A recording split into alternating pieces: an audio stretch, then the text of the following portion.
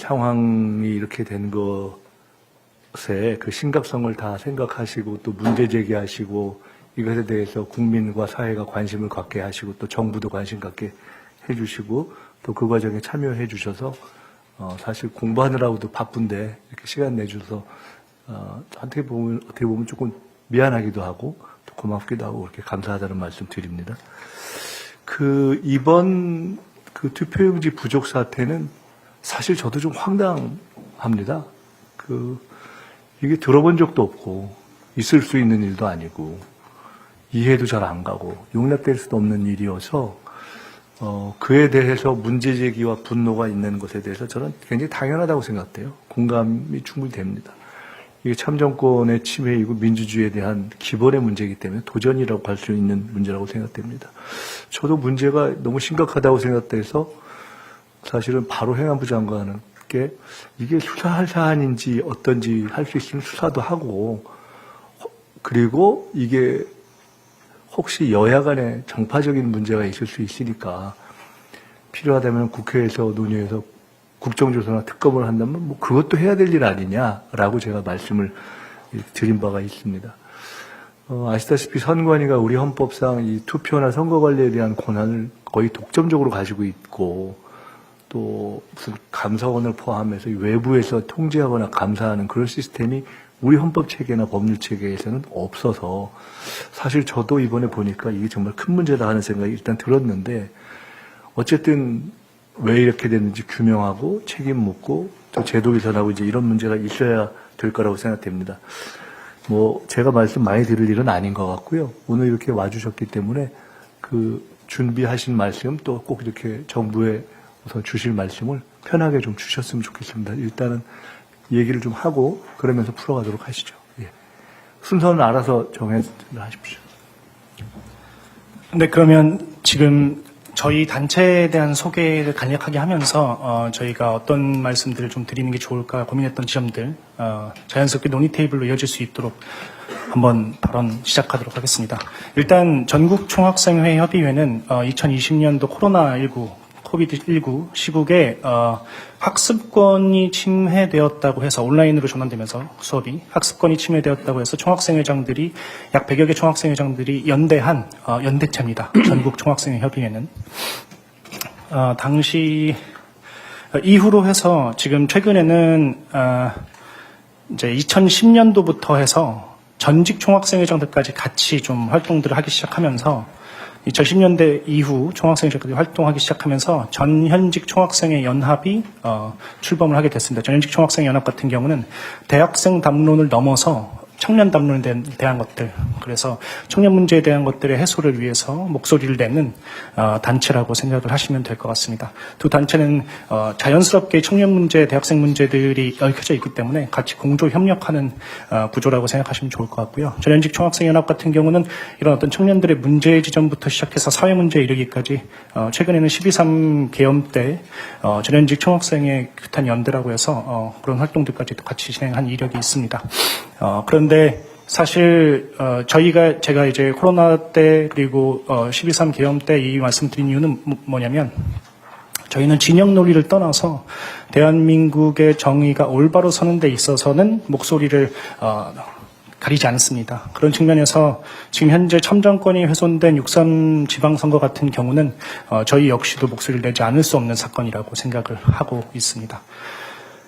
그래서 우리 지금 현직 총학생회장들 그리고 전직에서 활동하고 있는 사회에서 활동하고 있는 총학생회장들이 모여서 오늘 총리님을 뵙고 정부 차원에서 해야 하는 역할들 그리고 국회 차원에서 해야 되는 역할들을 우리 헌법상 독립기구라고 하더라도 분명히 선거를 통해서 당선되고 운영이 되는 이 주체들의 역할이 필연적이라고 저희는 보고 있습니다. 그런 차원에서 우리 총리님께서 정부의 역할들을 하시는 방향에 대한 것들을 경청하고 싶고 또 우리 청년들의 목소리를 총리님께 전달해서 국회에 이르기까지 역할들을 좀 요청드리고 싶습니다. 그래서 이후로는 저희 자연스럽게 우리 사무국장이 각 앞서 전달드린 어떤 논의 지점들, 그 주제에 따라서 총학생회장들이, 현직 전직 총학생회장들이 발언하면서 질문 드릴 수 있는 방향으로 진행할 수 있도록 해보겠습니다. 참고로 제가 정부를 대표하기도 하고 또 국회에 다수당이면서 현재 이제 민주당의 소속 의원이기도 하기 때문에 국회에 대한 말씀도 같이 하셔도 전할 수 있을 것 같습니다. 좀 편하게 말씀하시죠. 예. 저는 이제 전현직 총학생연합의 사무국장을 맡고 있는 김태헌이라고 합니다. 금일 이제 관련된 내용들에 대해서는 총학생 회장님들께서 직접적으로 관련된 내용으로 발제를 진행해 주실 거고요. 발제된 내용을 최종적으로 다 들으시고 총리님께서 혹은 유관 기관장님들께서 말씀을 주시면 될 것 같습니다. 저희는 크게 네 가지 주제를 오늘 다뤄볼 예정입니다. 첫 번째는 현 사태, 작금의 사태에 대한 전수조사에 대한 영역. 두 번째는 현 사태에 대한 책임 소재를 규명하는 것. 세 번째는 이에 대한 선관위 쇄신과 제도 개선의 영역. 마지막으로 청년 대학생들의 의견을 종합하여 이야기하도록 하겠습니다. 먼저 전수조사와 관련하여 동국대학교와 숭실대학교 총학생회장님께서 발제해 주시겠습니다. 동국대학교 총학생회장님 먼저 발제 부탁드립니다. 네, 안녕하십니까. 동국대학교 총학생회 비상대책위원장 조승우라고 합니다. 총리님 120주년 기념식 때 뵙고 또 간만에 뵈어서 네, 반갑습니다. 일단 좀 짧게 말씀드리자면 6.3 지방선거와 관련해서 선거 관리 절차 전반에 대한 검증과 점검이 필요하다는 의견이 많습니다.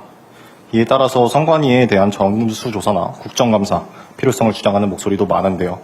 국정감사는 국회의 고유 권한인 만큼 정부가 직접 추진할 사안은 아니지만 행정부는 이러한 요구를 어떻게 바라보고 있는지 궁금합니다. 그리고 선거 관리의 공정성과 국민 신뢰 제고를 위해서 정부 차원에서 검토하고 있는 점검 또는 개선 방안이 있는지 좀 말씀 부탁드리겠습니다. 네, 이어서 숭실대학교까지 진행을 하고 답변을 해주시면 감사드리겠습니다. 그렇게 할까요? 네네. 주제별로 같은 주제여서 한 주제를 하고 나서 말씀 주시면 감사드리겠습니다. 네, 안녕하십니까. 숭실대학교 제66대 총학생회장 박충만입니다. 추가로 말씀드리자면 진상규명을 진행하실 때 위헌이나 위법적인 요소에 대해서 좀 더 투명하게 공개해 주셨으면 좋겠습니다.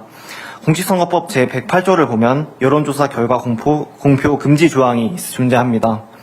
하지만 일부 투표소에서 투표 시간이 연장되었음에도 불구하고 출구 조사 결과를 발표되는 등 여러 가지 문제가 되는 사항이 있다고 판단했습니다. 이러한 부분 좀 더 신경 써가지고 투명하게 공개해 주심을 요청드리는 바입니다.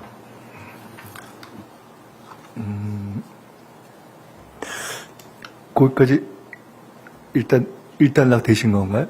맞습니다. 제가 이해를 정확하게 했는지 한번 좀 확인하면서 여쭤볼게요. 지금 말씀하신 거는 전수조사, 진상규명, 그 다음에 뭐 국정감사 등을 포함해서 등등에 대해서 정부가 어떤 의견을 가지고 있나, 그렇게 이해하면 되나요? 네, 의견과 더불어서 좀 어떻게 좀 작용하고 힘을 불어넣을 수 있는 방향에 대해서 질의드리고 싶습니다. 우선 한 가지만 여쭤볼게요. 지금 전수조사라는 개념은 무엇에 대한 전수조사인가요? 가령 지금 투표용지가 부족한 곳으로 현재까지 문제가 되고 확인된 그 해당 투표구에서의 투표용지 전체를 하자는 것인가? 그 과정 전체를 하자는 것인가? 아니면 전국에 있었던 투표 문제를 전체를 하자. 그 전수조사 개념은 뭔가요? 제가 생각했을 때는 선관위 체계 전체와 그리고 조직 그리고 이번 6.3 지방선거 전체적인 좀 전면적인 부분 전수조사를 조금 말씀드렸던 부분입니다. 사실 어느 정도 선관위에서 미리 소명을 좀 해주셨던 부분이 있어서 좀 그와 떠나서 체계적인 좀 전수조사도 필요하다고 생각을 합니다. 죄송하지만 혹시 그에 대해서 나는 전수조사 이렇게 생각하고 있다라고 생각이 조금 더 정리된 분이 있으시면 혹시 조금 보태주실 수 있어요? 이제 전국의 총학생회장님들께서 규탄 성명문을 발표를 할 때 전수조사에 대한 부분을 어떻게 정의를 하고 있냐면, 네. 그 투표용지가 왜 부족하게 됐는지는 관련해서는 선관위에서 발표가 있었지만, 그럼 이 60%라는 기준은 어떤 기준에 의해서 발생이 되었으며, 이 추가적으로 더 필요한 투표용지를 배송하는 과정이나 이런 매뉴얼은 어떻게 제정이 되어 있었으며, 왜 이 작금의 사태에서 공무원을 비롯한 많은 분들께서 우려를 표하셨던 카카오톡이나 이런 것들이 발표가 되지 않았습니까? 그런 부분에 대해서도 왜 즉각적인 대응이 되지 않았으며, 그래서 왜 참정권이 침해되는 사태까지 왔는지를 전반에 대한 이해를 요청드리는 바라고 인지해 주시면 감사드리겠습니다. 네. 그러면은 그것은 어떻게 보면은 아까 질문 내지는 요구사항에 있었던 진상규명 과도 일맥상통하는 것이고, 가령 그것을 국정조사나 이런 것으로 한다면 그런 국회의 국정조사라는 것을 통해서 우리가 확인하려고 하는 것도 동일한 것이다. 사실 우리가 지금 이름만 다르지. 그렇게 이해할 수가 있는 거겠네요. 자, 그럼 이렇게 한번 생각을 해보면 어떨까 싶습니다. 제가 솔직히 말씀드리는데, 같이 토론을 조금 해봐야 될 것 같아요. 결론은 제가 이제 우리가 좀 논의를 하고서 저희도 지금 정부 내에서 검토를 하고 있기 때문에 제가 처음에 대전제로 말씀드렸던 부분이 선관위의 선거 관리에 관한 거, 뭐 투표 관리에 대한 거, 투표용지의 뭐 인쇄 제작에 관한 거, 이것들도 저희들이 쭉 이번에 법적 검토를 해보니까 모조리 다 선관위의 독점적 사항이란 말이죠. 맞죠? 예, 여기 지금 행안부 차관이세요. 그리고 행안부가 정부 내에서는 지원부서인데 할 수 있는 것이 그런 것이 아닌 무슨 실무 지원이나 이런 거죠? 맞습니다. 그러니까 그거 조금 정확하게 한번 말씀해 주세요. 투표지나 투표용지와 관련된 거는 공직선거법상 거의 전적으로 선관위 소관입니다. 그래서 지금까지 뭐 수십 년간 뭐 행안부가 이거 투표용지 어떻게 만들고 어떻게 배부하고에 관여한 거는 없고요. 행안부는 법률상 선거 지원 업무가 명확하게 된 선거 지원입니다. 그러다 보니까 개표소는 굉장히 넓은 공간이 필요하거든요. 아시지만 뭐 체육관이라든지. 그래서 그런 거를 구하지 못할 때 지방정부와 협조해서 되고, 또 선거 때마다 굉장히 많은 이제 선거 투개표 지원 인력이 필요합니다. 그래서 그 인력을 확보하기 어렵기 때문에 지방정부의 뭐 노조 같은 것을 저희가 설득하거나 해서 지방정부에 있는 공무원들이 적극적으로 참여해 줄 수 있는 게 있고요. 그다음에 가장 중요한 법적 사무는 선거인 명부를 저희가 작성해 드립니다. 왜냐하면 주민등록 그 권한 업무를 저희가 갖고 있기 때문에 그 시스템을 통해서 선거일 며칠 전까지 뭐 한 4천 몇백만 명에 대한 걸 쭉 정리해서 뭐 투개표 그 선거 홍보물이나 공보물이라든지 투개표 하는 분이 어느 선거소에서 투표소에서 투표를 할 수 있는 이런 것들을 좀 지원해 주세요. 죄송해요. 제가 조금 요약을 해볼게요. 결국 현재 우리가 관심이 있는 왜 투표용지 부족 사태가 일어났는가에 대한 결정과 혹시 거기서 문제 제기는 없었는가? 그리고 문제가 중간에 발생했으면 그게 왜 중간에 시정이 안 됐지에 대한, 그리고 투표용지가 부족하다고 했는데 바로 지정이 안 됐지 않은 전 과정을 확인하자라는 말씀이라고 저는 생각이 됩니다. 첫째. 두 번째, 그런데 지금 행안부 차관께서 말씀하신 것은 현행 헌법과 법률상으로는 지금 우리가 파악하려고 하는 그 사안들은 완전히 고유하게 선관위의 독점적 사항이고, 그동안에는 다른 법률적 방식이나 또는 감사라든가 외부의 어떤 감시, 감찰 이런 방식으로 들여다볼 수 있는 방식은 현재까지는 없었다 하는 것이 이제 두 번째 문제이고요. 세 번째, 그러면 정부는 이에 대해서 어떻게 접근하고자 하는가에 대해서는 우선 대전제로 말씀드릴 것은 지금 아까 문제 제기하신 그 과정을 다 확인해야 한다.